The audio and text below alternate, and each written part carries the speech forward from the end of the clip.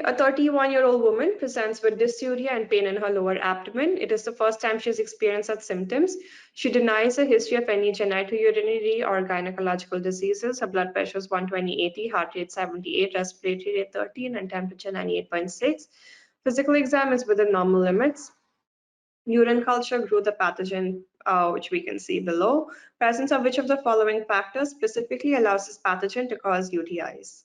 So what feature of the organism causes it to cause UTIs? Is it the fimbriae capsules? Is it the toxin?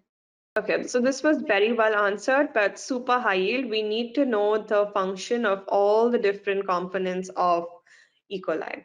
Okay, so here we clearly had a UTI, and they showed us gram-negative bacilli, and what part of it they're asking us helps it in causing a UTI. So the pathogen showed is E. coli, which is responsible for a majority. It's the most common cause of UTIs.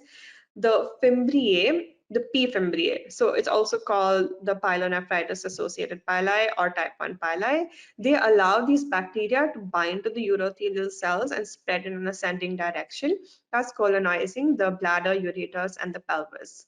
They belong to the adhescent superfamily, and they bind the D galactose moieties linked with the P blood group antigen of erythrocytes and urothelial cells. Basically, the pili bind to the P antigen on the urothelial cells. Some people lack this and thus are not susceptible to E. coli. So some people may not have this P antigen on the urothelial cells, and therefore their pili cannot attach. Therefore, the E. coli pili cannot attach to the urothelial cells. So uropathogenic E. coli uses the P. fimbriae to attach to receptors of the urothelial cells. They internalize the cells. Intracellular invasion and replication causes induction of apoptotic pathways and exfoliation of epithelial cells. So that is the main thing to remember here, is how the pili bind to the P antigen on the urothelial cells, and that's how they invade. Now, infected cells also produce cytokines like IL-6, 8, 1, which attract polymorphonuclear cells, promote inflammation. Okay, that is fine, not super high yield. This is how any inflammation happens, but you need to remember about the pili. Another important thing to remember that they can possess a K capsule. E. coli does have a K capsule as well, which keeps the bacteria from being phagocytized, but it does not influence the ability to colonize the urothelium and cause a UTI.